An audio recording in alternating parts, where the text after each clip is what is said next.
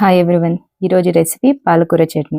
దాని తయారీ విధానం: ముందుగా ఒక పాన్ పెట్టి అందులో కొంచెం ఆయిల్ వేసుకొని ధనియాలు, వెల్లుల్లి కొంచెం బాగా ఫ్రై అయ్యాక కొంచెం ఎండుమిరపకాయలు వేసుకొని అవి బాగా ఫ్రై అయ్యాక కలర్ చేంజ్ అయ్యాక వాటిని తీసేసుకొని అదే ఆయిల్లోనే 2 మీడియం సైజ్ ఆనియన్స్ కట్ చేసి వేసుకొని ఇది ఒక కట్ట పాలకూర తీసుకొని దాన్ని సన్నగా తరిగి పెట్టుకొని ఈ ఆనియన్స్ అంతా మగ్గిపోయాక ఆనియన్స్, ఎండుమిర్చి, ధనియాలు, కొంచెం పసుపు, కొంచెం సాల్ట్ వేసుకొని బాగా మెత్తగా గ్రైండ్ చేసి పక్కన పెట్టుకోవాలి.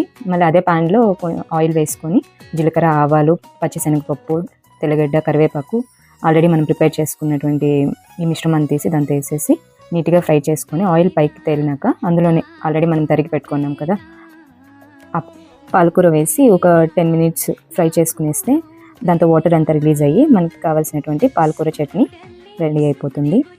ఈ వీడియో కనుక మీకు నచ్చినట్లయితే లైక్ చేయండి, షేర్ చేయండి, సబ్స్క్రైబ్ చేయండి.